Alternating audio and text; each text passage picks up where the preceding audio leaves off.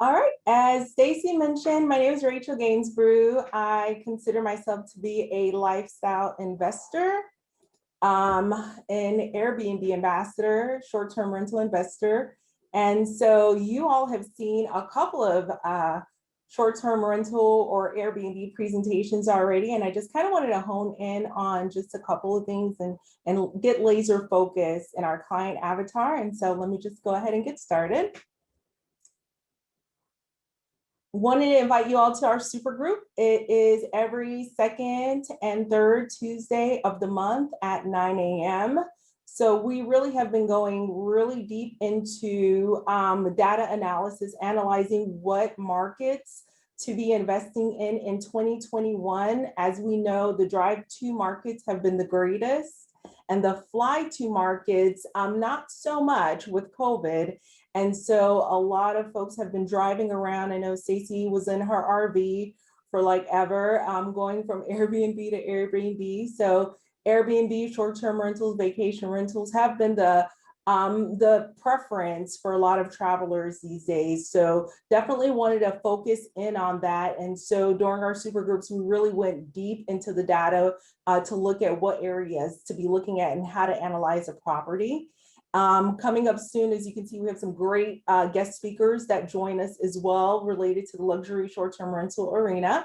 So coming up soon this Tuesday, we have Miss Amy Powers. She's a expert in Airbnb design and styling. We all know that that is a big deal when it comes to staging a home, even to place it on the market to sell, but even more so in the Airbnb world. So not only do we want it to look great, we want it to be comfy and cozy. And so we'll definitely be covering some of those aspects that will increase our ROI in terms of the design portion of it. And upcoming for June, our guest speaker is actually a private not a private money lender, but a lender that works with a major mortgage bank, a US bank, and she actually deals only in vacation rentals in the Southeast region. So Brenna Maple, she's a rock star at her company. She specializes in 10% down loans. A lot of times when we're purchasing properties using a conventional mortgage for a vacation home, we're requested to deposit a 20% loan, but she has a product, and I have a couple lenders that have a 10% down loan. And there are a lot of changes right now with the regulatory side. So Fannie Mae has some restrictions. She's going to be talking to us about the restrictions relative to vacation rentals and second mortgages, or second home loans rather. Okay.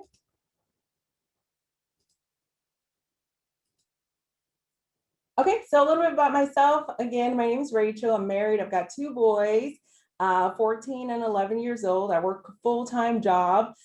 So we first got into investing after we paid off years and years of student loans that we had accumulated. And so when we explored real estate investing for, a number of different asset classes, we landed really on short-term rentals and vacation rentals, because compared to the others, we identified that it would really accelerate our path to financial freedom. So the rent revenue that we collect for short-term rentals is anywhere from 3 to 10x of a long-term rental. And so that really excited us. We are looking to do more passive type of investing. Short-term rentals is not passive at all if you are self-managing, but there are definitely systems that you could put in place to help it to get as close to passive as possible. So my professional passion is I have a crazy goal of helping over 1 million women in healthcare in particular, but overall busy professionals to invest in short-term rentals or to invest in real estate in order to just kind of create that life that they love and a life that they don't want to take a vacation from. And so really excited about that. And I'm able to do that for a lot of folks through short-term rental investing education. So thrilled to be under Stacey's leadership. I've been working with Stacey's for a couple years now, and I think this is going to be the most affordable real estate investing education that you can find anywhere. So if you know someone who's definitely looking to, whether it's increase, create revenue streams, an additional stream of revenue, those who are interested in getting into rehabbing or building a portfolio or building generational wealth, please let them know about what we're doing here at REI USA, because I really think it's making a difference for everyone across the country and beyond. So definitely want to put that little plug in. But aside from that, so I do suffer, and Stacey will tell you, I suffer from shiny object syndrome. So this weekend for me has been a whirlwind. I see everything that I want to just kind of focus on and to participate in. I see a new strategy with all of the speakers, but I have to get back laser focused every single time, laser focused to what my personal goals are. And I know that I have a lot of colleagues who, their goal is to have 300 doors of real estate rentals. But my goal, and I've written this down in the past, I asked myself, so based on my busy schedule and my lifestyle, how can I control the least amount of properties for the maximum cash flow and profitability? So whenever I see a deal that comes by, I take a look at that strategy, I take a look at that goal, I ask myself that question. And if it does not fall in line, or if this property is not in line with that goal, then I have to kind of pass it by. I'll pass it along to a friend, and I have a lot of friends in REI USA for sure. So currently we're investing in Georgia, Florida, Tennessee, and Pennsylvania.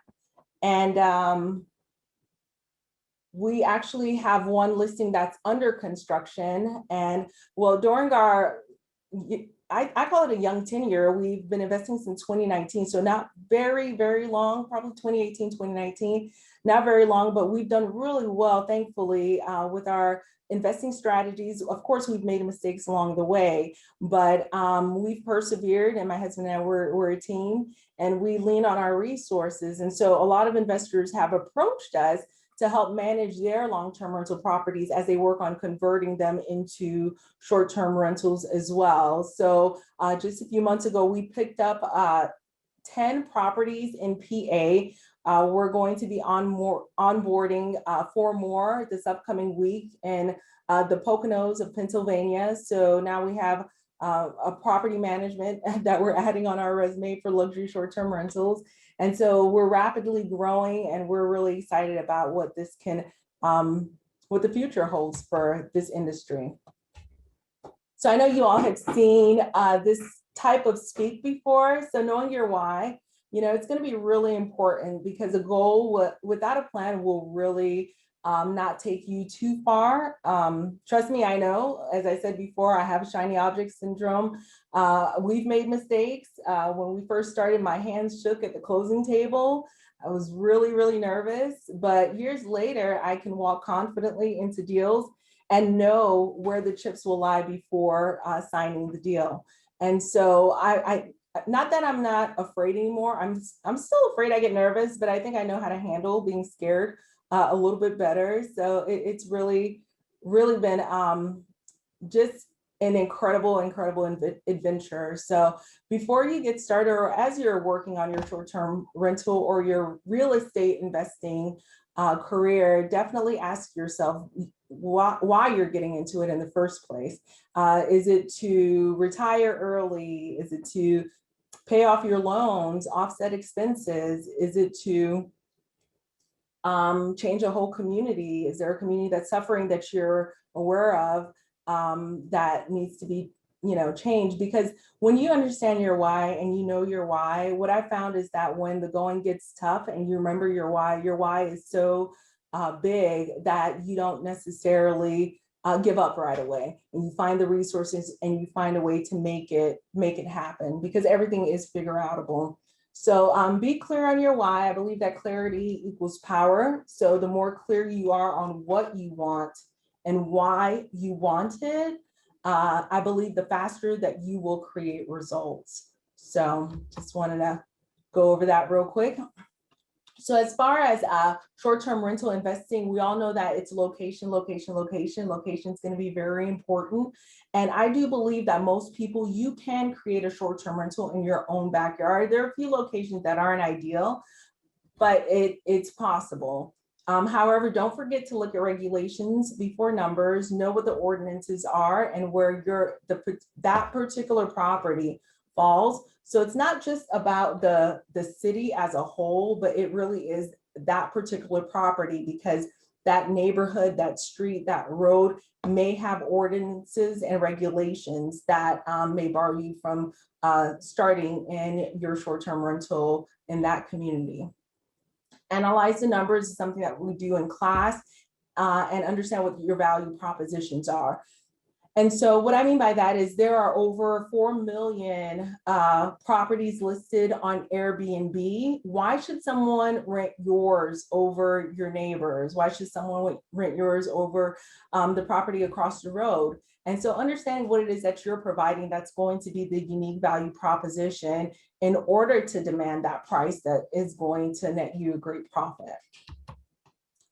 So during our super group, we discuss a whole slew of things and we're continuing to unpack them. So this is just a snapshot of some of the things that we have discussed, whether it's market analysis into specific markets, data analysis, how to finance the deal, KPIs, regulations, tool stack, design that pays, self-management. So all of these things we have discussed and we're in the process of discussing. But for today, I just want to focus more on that guest experience.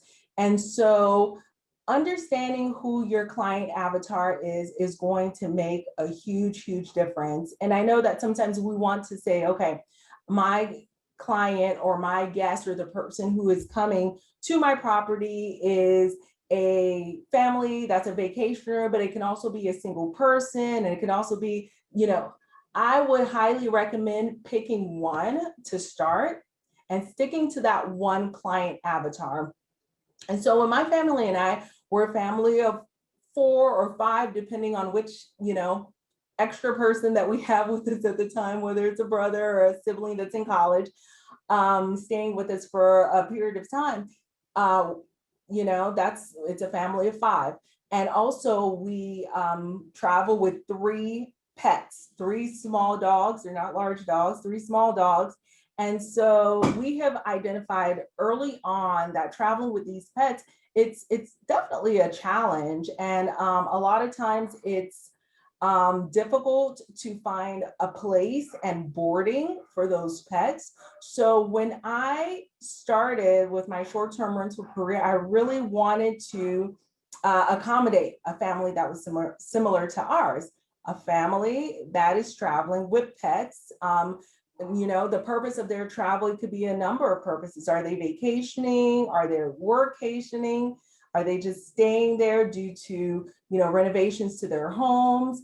And so since we do not, most of our properties that are here in Georgia, actually all of them, they're not in a designated vacation location, I quickly understood that my clientele would be those who are here either for work, those who are visiting family, those who are here, unfortunately for a funeral, those who are here because they're displaced for a reason. And I wanted to accommodate, again, a family. And so keeping that in mind, kind of walking through that client journey or that guest journey and understanding exactly what it is that they need to make their stay a comfortable stay and a great stay. And that's part of the luxury brand that we uphold, is making sure that our guest is getting the best that we can provide for that price point. And so, for instance, if your guest is a traveling nurse and they travel alone, so the property that you're going to look for, if you don't have one yet to purchase, you don't want a 7-bedroom home if you're accommodating just a single traveling nurse that's traveling on his or her own, or a single guy. you know? So keep that in mind. You want something that's cozy, maybe a 1-bedroom apartment, even a studio. You want to make sure that there are blackout window shades so that they can sleep. For our traveling nurses, we do have a unit for traveling nurses. We provide earplugs. We provide a white noise machine, great fast Wi-Fi, and Netflix. You know, when they come home from work, if they're shift workers and working overnight, they have a nice, cool place to sleep, quiet place, very, very dark, and then they can binge on Netflix if they want to. So just kind of working on that client avatar, writing it down, understanding what your guests want. And if you're already hosting, I would recommend go back and follow up with the guests that you have hosted and see what they want, see what they like, see what they don't like, because we can all, you know, play with conjecture all day long, but actually asking the guests as they travel, you know, to figure out what it is that they want can really, really help to enhance the experience of your guests. So I think that's huge. And we know that workationers, designated workstations, there's been a lot of press lately with Brian Chesky, the Airbnb CEO. He put out an article, several articles actually, that there is so much demand and there aren't enough homes. So I really think, you know, Airbnb is going to be here for a very long time. Short-term rentals are going to be here for a very long time as the preferred way to travel and stay. And additionally, knowing that, I think we really need to get ready and prime ourselves for what our next investments are going to look like. So definitely wanted to share that. So I often get asked, what is luxury, you know? And so I wanted to kind of give you all a glimpse, and then we're going to deep dive into some of the points in a couple of slides. So there are two classifications for short-term rentals in terms of that quality, so to speak, realm. I would say even three. Let's say there are three. So there's standard. Standard is the basics, you know. You make sure that everything's clean. That's the basic. There's no negotiating that, but you may not have any of the luxury items. You may not have a full kitchen. It may be just a bedroom that you're renting. And so those are oftentimes what we consider, you know, the standard. But when we bump up into the luxury realm, there are so many more things to take into consideration.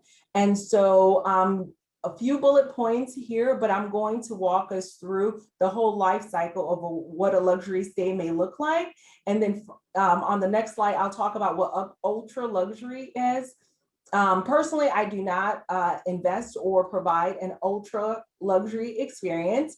For our price point, we stick to the luxuries. So the fine touches, effortless check-in, so that's keyless check-in, fast Wi-Fi.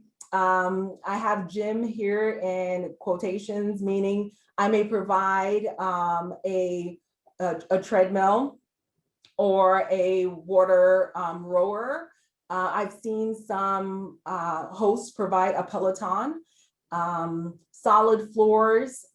You don't want carpet all over the place per se, but if you do, newer, very, very clean carpet, a place with a great outdoor oasis. I've seen listings with the actual type of sheets and linens listed as well. So for instance, a listing may boast that they provide Brook linen sheets. My recommendation is definitely provide quality linens with natural fibers. So cotton, 100% cotton, and I may get dinged for this. Others have other thoughts about it, but I believe 100% cotton is the way to go, or another natural fiber, maybe bamboo. Let's see, and artful, tasteful decor. I provide sparkling water, organic snacks, the organic local honey. Oh, there's my slide. Coffee is huge. There are a lot of coffee snobs. I believe all the phone calls I have gotten relative to our short-term rentals have been the coffee. Like, what kind of coffee, what kind of coffee machine, and so on and so forth. So we provide a coffee machine and an espresso machine. If there's a pool and a hot tub, that's a bonus. We provide ice maker is also a bonus. On the beach, that's a huge deal on the beach, an ice maker. A hot tub is a huge deal in the on lake properties or the Smokies. That's a big deal as well. And if you don't have that, then it really reduces the amount that you can command for that night. As I mentioned before, ultra luxury is not something that we really provide, to be honest with you. That's a whole other realm. And I know some operators that do provide ultra luxury. They will fly a plane out on a private runway to pick up the guests and bring them in. They will provide a rental car. I see fresh groceries here. That's something that we do provide from time to time. So I take that back. So that's easy. They'll provide a driver to take them everywhere, housekeeping, chef, a butler, tennis equipment rental, all of that. So that is not the realm that we play in at this moment, but I just wanted to make sure that you all had a glimpse of what standard luxury and ultra luxury looks like. And so to talk a little bit about the luxury experience, okay, so now we know from COVID and from the last couple of years how travel has transformed significantly, that luxury is not necessarily the accumulation of things. People aren't looking to accumulate, you know, all the fancy things per se. When we talk about luxury travel, what people are wanting is an incredible, unique, and authentic experience. Okay. And so I feel that luxury short-term rentals really is the winner in this world, in this whole world of the luxury experience, in terms of the unique experience that it offers. Because for instance, if I stay at a Hilton or a Marriott or any of those hotels here in Atlanta and I fly out to Denver, I'm going to experience sometimes the same identical type of setting. You know, the pictures are the same. It's almost like eating at a chain restaurant, you know? So there's nothing special with that. People are really looking for that luxury experience. And if you got to see Melani's talk a little bit earlier, she had pictures of, for instance, a stay at a, you know, a dog motel, or A-frames are huge right now, just hammocks. People are looking for something different, something out of the box that a lot of times the hotel cannot provide. So although they are looking for that out of the box experience, convenience is going to be really huge as well. Imagine your guests getting to the home and they're fumbling, looking for a key, and the keys falling on the floor. And so that whole experience already is like kind of blah. So we'll talk a little bit about, you know, what we do in order to make their stay, you know, kind of seamless. So to start, we start with the guest communication. So how are you communicating with the guests? Do you know why they're there? Do you know why they're staying with you? I really recommend that you understand the purpose of their visit. So if they're there for a birthday party, if they're there for a funeral, understanding the purpose of their visit is going to be key to helping, you know, their stay to be smooth and something that they will enjoy. And so reaching out, what we do is we just reach out through the app. We thank them for booking and we ask them, what is the purpose of your visit? You know, so at that point, whatever we leave for them, we do leave a nice little basket for them. If it's a little, if it's a birthday, we want to make sure the birthday cake cutter, you know, did not go missing. And we may leave a little something in there. We usually leave some nutritious snacks, nuts, those types of things. And definitely want to make sure that we address the reason of their stay. Arrival. So when you're looking at a property and you're considering it to set it up as a luxury short-term rental, and our luxury short-term rentals here in the area are actually in Peachtree City, Georgia. They are your run-of-the-mill, you know, 4-bedroom, 5-bedroom home. I mean, they don't look like anything that would be deemed as, you know, extraordinary luxurious or anything like that. But when it comes to the guest arrival, as they're pulling up to the neighborhood, and if you're looking at a property as you're pulling up to the neighborhood, make sure that the exterior of the property looks good. The neighborhood looks good. It looks kind of kept up. You're not seeing anything weird, when you like where I grew up in Miami, as you pull into my particular neighborhood, people would come out and they're looking in your car, just sketchy, shady. None of that will fly as luxury. So make sure it's not one of those neighborhoods where you have a lot of people out on the street, just, trying to figure out what's going on. That doesn't lend to a luxury feel. So arrival, that's going to be key. Keyless entry. So the door lock, we use a variety, whether Schlage or Kwikset. And we definitely have a Ring door camera as well. So for safety, luxury is important, but safety is even more important. So the luxury traveler, those who travel and they're looking for luxury, when they go into a hotel, for instance, they do not want to wait in a forever long line to be checked in. They want to be able to go in and seamlessly check in, and contactless is even better. So our guests, they have a quick, discreet, seamless check-in, and that's huge for them, So that kind of sets the tone of what their stay is going to be. If it's going to be a hard, horrible stay, or it's going to be an easy, relaxed stay, you set the tone by their arrival and their check-in as well. The king size bed. Oh, the king size bed. So we all know that the king size bed is the default luxury travel bed. So this is really a chance to make the guest feel like a king or a queen. And so wherever you can in your property, if you can insert a king size bed, I think that's going to make a huge, huge difference. I know it does. Actually, we have guests that look for that. And so definitely something that they can get in there and really luxuriate on. They really, really enjoy having a king size bed on a, nice semi-firm mattress as well.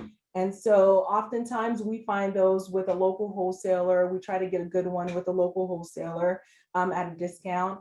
And I would say we have one in each of our properties, and the property that's under construction right now, we're adding 4, we're going to have 4 master bedrooms in there. And so therefore 4 king size beds. Linens and towels, fluffy, extra fluffy towels. And I've already discussed the linens, natural sheets, fast Wi-Fi, smart TV. So those are some of the tech that's going to be really, really important for that guest. Grocery delivery service. This is something that we have implemented a few times upon request. It's not very difficult to do.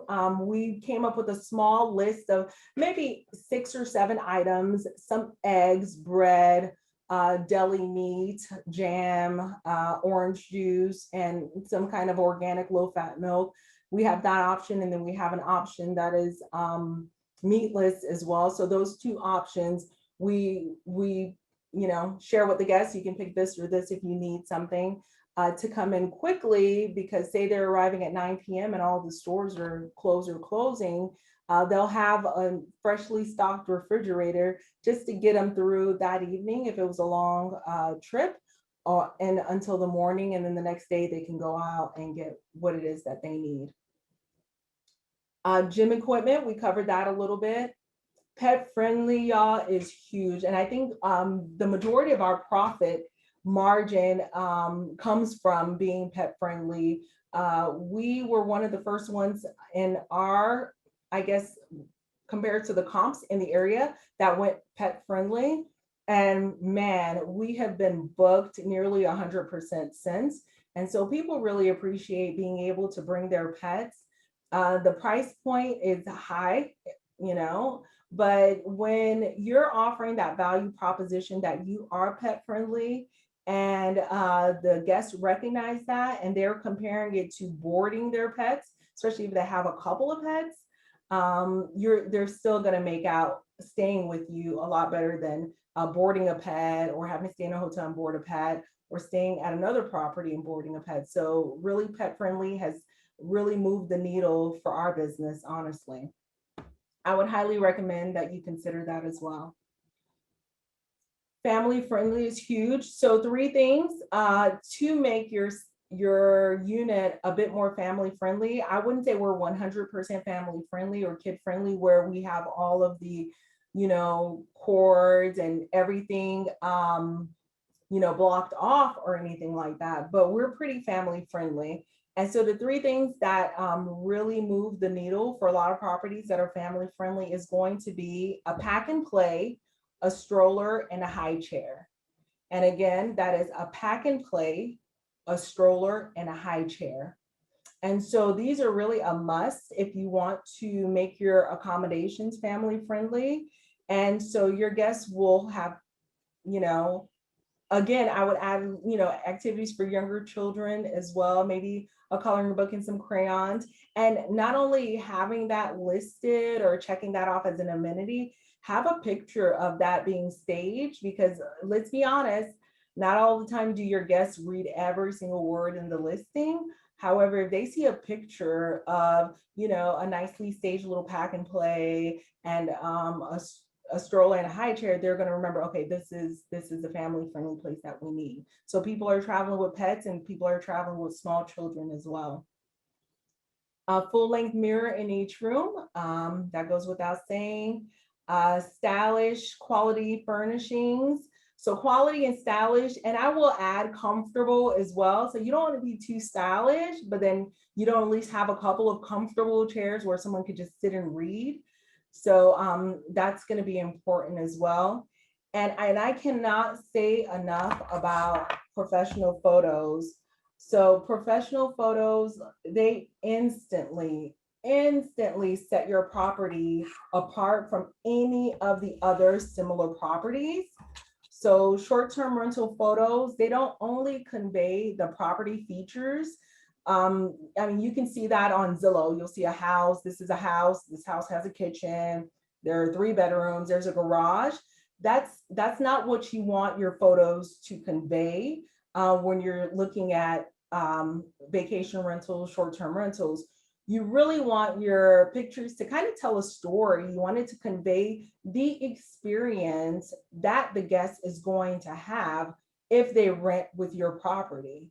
And so a lot of times I've seen some of the higher end properties, not only do they have photos, they've actually added models to the photos. They have a mom in the kitchen cooking and kids gathered around. Just to really, really set their property apart.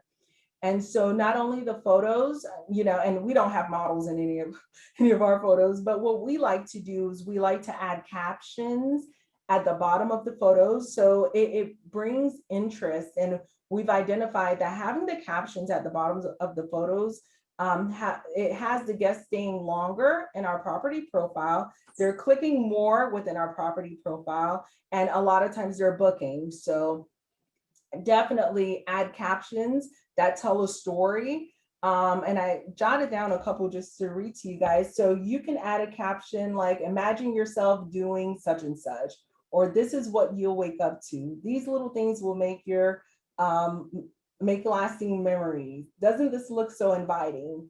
Seek into this luxurious corner tub. Wake up to the sounds of birds chirping. So those are the things. Also, your children will find their favorite snacks in the pantry. Put your feet up on the ottoman for drinks on the private porch. So again, those are the things that really provide that feel of the guests having more of an experience rather than this is just another hotel room or this is just another house type of thing. And so with that, I just want to show you guys, do a little show and tell real quick before we get to questions. Let's see.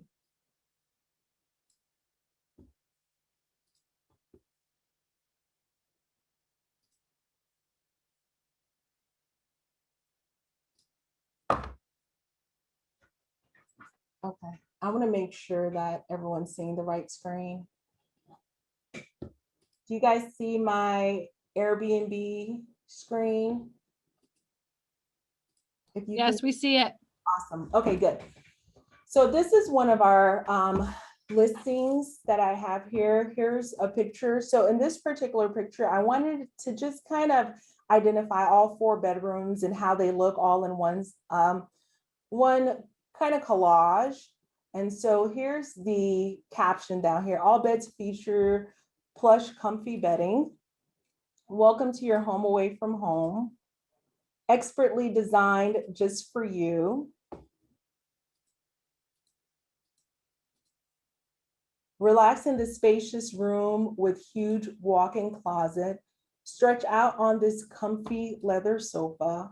Enjoy a movie on this Netflix-enabled smart TV. And now we've added Disney Plus to some of the properties as well. Step into this luxurious designer ranch style retreat. Welcome guide with great local recommendations.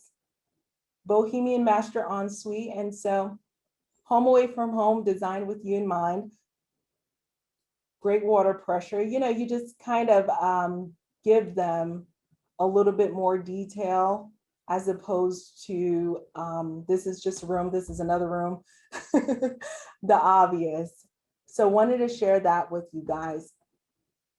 And another pro tip that I wanted to share real quick before we jump into questions is really identifying what your value proposition is. So what I mean by that is, for instance, and I don't know where my little Zoom went. I wanted to see my face. So why would you command a higher price than your neighbors?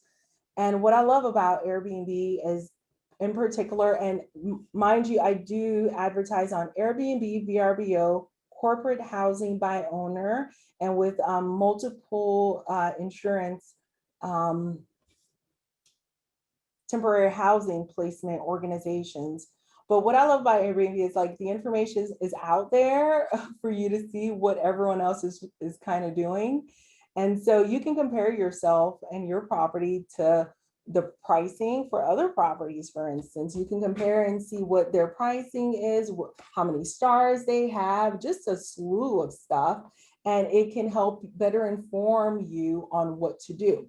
And not only do I compare my properties to the houses that are like technically the comparable houses, I compare it to the houses that are even a level up.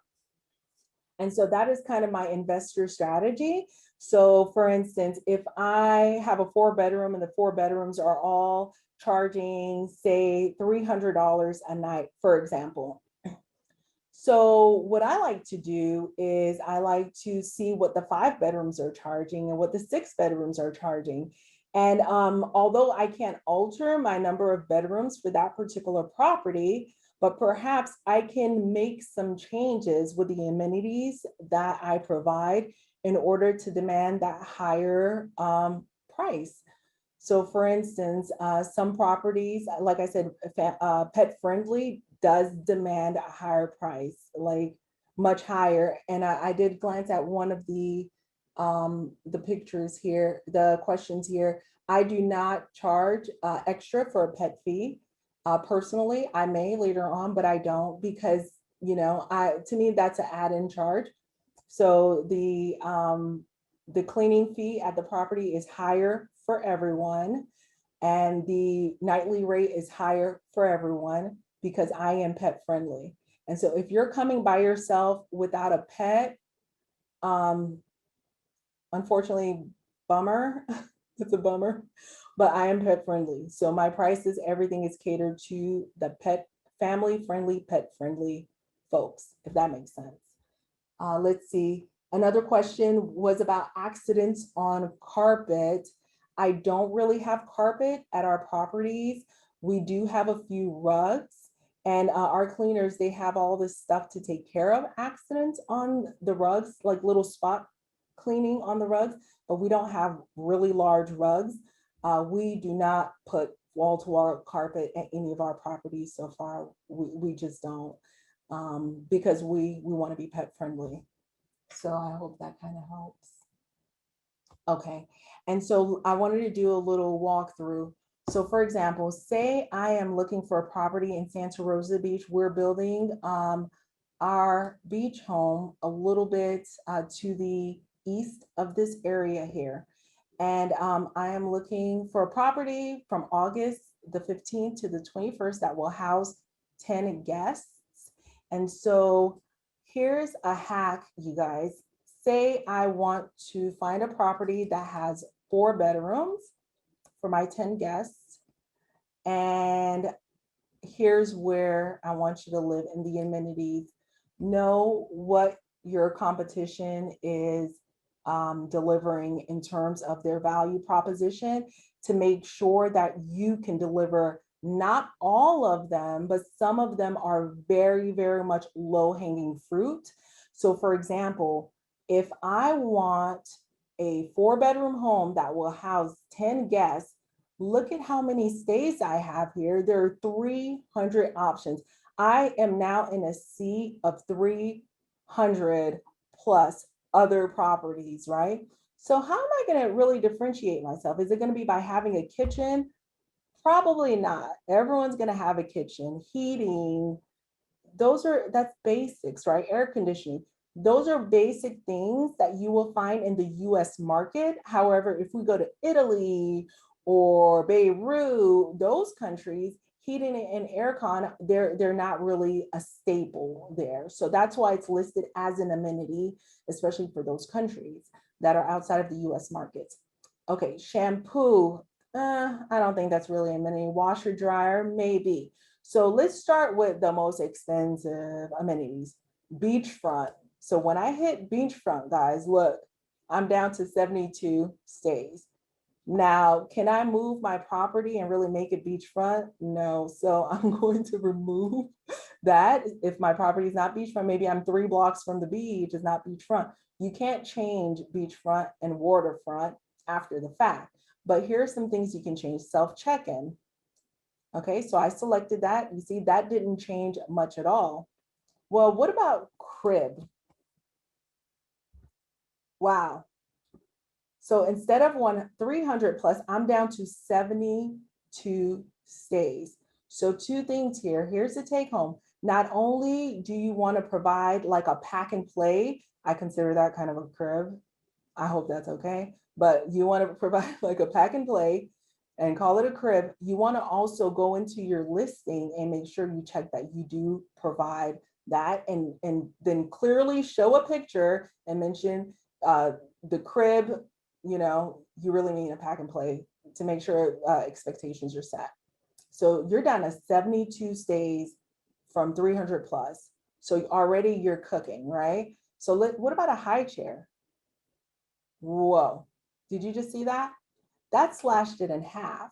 So your competition is down from 300 plus to just 36. So already you're, what a difference. And so what I like to do is I go in here and I just keep playing with it. And I bet if I select facilities, if I select pets allowed, I'm down to 13 stays. So that's how I had identified early on that no one in our market was doing the pet friendly. And so definitely that was something that we thought we could accommodate, because already our properties, we did not have carpet. We have a child with like severe allergies, so we didn't have carpet to begin with. And so it kind of solidified that for us. So indoor fireplace is another one that brought it down. So for us, for instance, if we're in the middle of a new construction, a build, that might be something we would consider, so it's adding these things in here that make sense financially.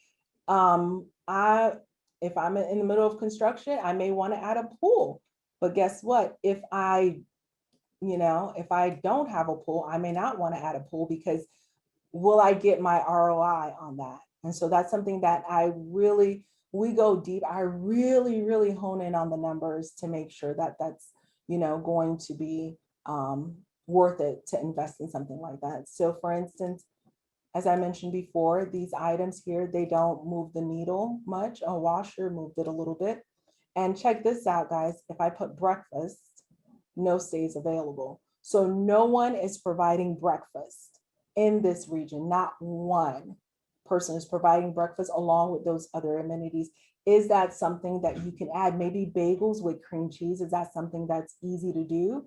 You know, it might be worth it to set yourself apart from all of the other properties in the area. And so with that, let me go back real quick and I will share. There's a couple of questions in the chat if you want to go through them. Yeah, let's do it. Let's do that. I don't know if you got them or not. How do you ask for the purpose of their visit without being intrusive? Yeah, so everything that I have in terms of that portion, I just kind of have a script, and it's a nice and friendly script. It's like, thank you for booking with us. We're so thrilled that you're going to be staying with us. What is the purpose of your stay? And a couple of days before, we will provide you your check-in code for your own personal check-in code for keyless entry. And you know, I just ask.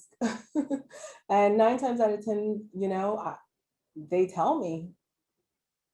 So I think, yeah, it's been fine. It's just the way you frame the question, I think, and there's always a script for that.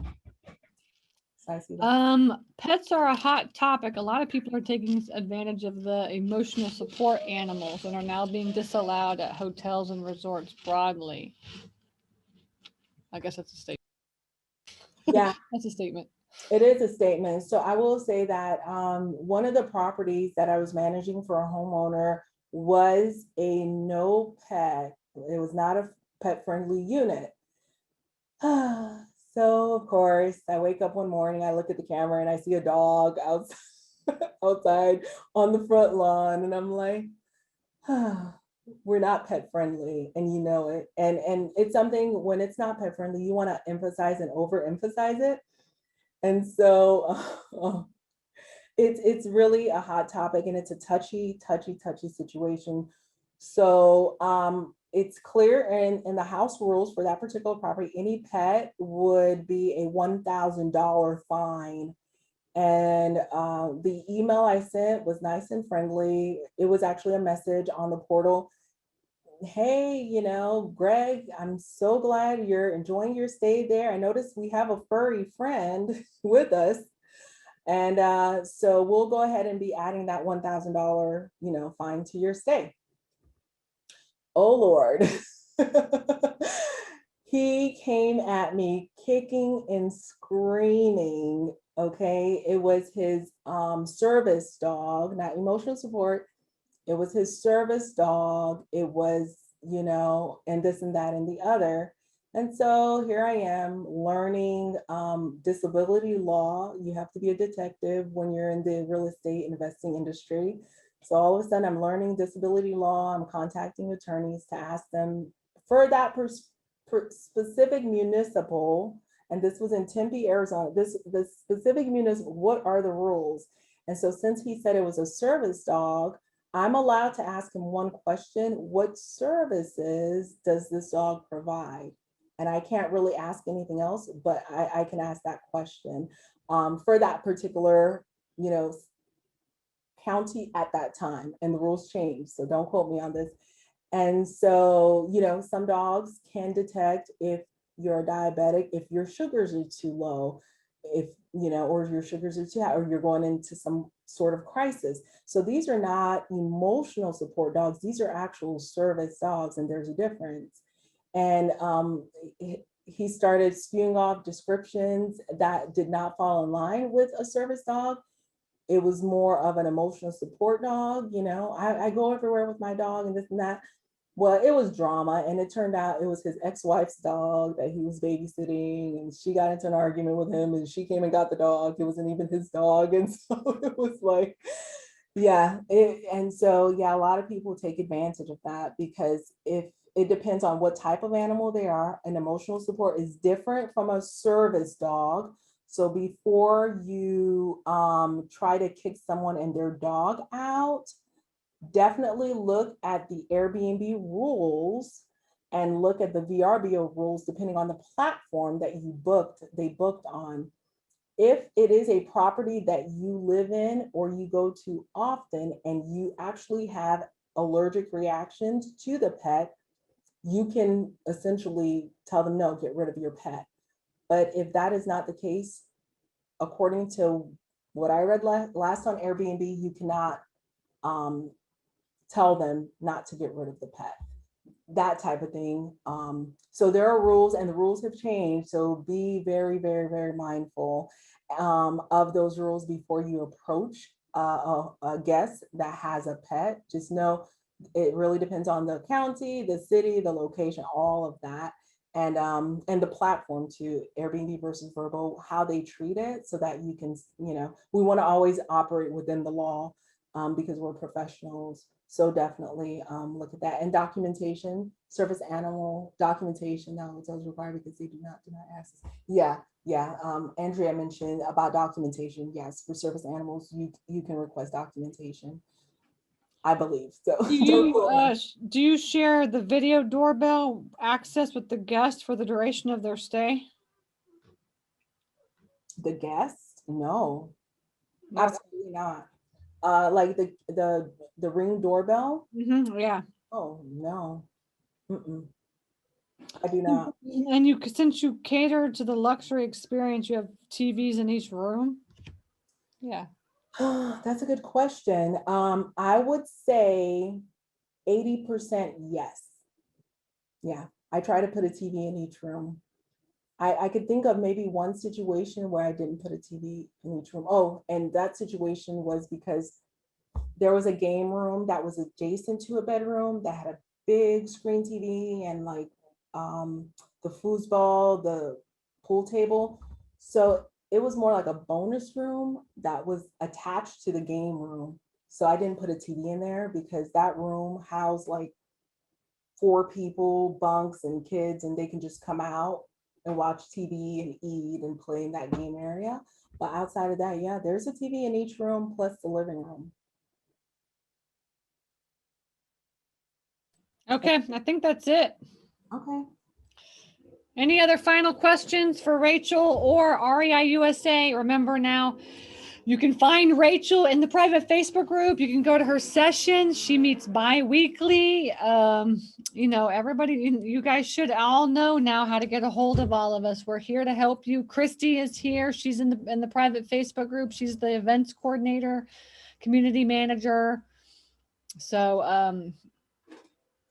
I think that's it. I kind of went over everything. Can you think of anything I've missed? I have no idea. I'm exhausted. Well, I wanted to share with everyone. I know you are. I think we're good. Go ahead, Rachel. Sorry. I get a question every week. Where should I invest? Where should I invest? So I worked with AirDNA and some travel boards to create a list for everyone, the best places to purchase your next short-term rental in 2021. And you'd be surprised some of the off beaten path places that are listed that are up and coming. So they're relatively new. So I'm talking about places with only 20 Airbnb listings right now. Morganton, Georgia, Cherry Log, Georgia. So right now they're starting to get hot. So feel free to download your list. It covers the whole US. So if you're looking for the next place to get your next little Airbnb on, definitely feel free to download it. You can get it by www.shorttermgems.com/best2021. I feel like, honestly, I do a lot of traveling and there's just not enough Airbnb in the world. There's just not. So I think anywhere that look at the numbers, of course, and see and run, data. But like, I feel like, especially with what he said, the CEO, he said there's going to be millions of more properties are going to be needed over the next couple of years. So, yeah. Okay, good. Okay, well, I think that was great. I appreciate Rachel. I appreciate all the teachers. You guys did amazing.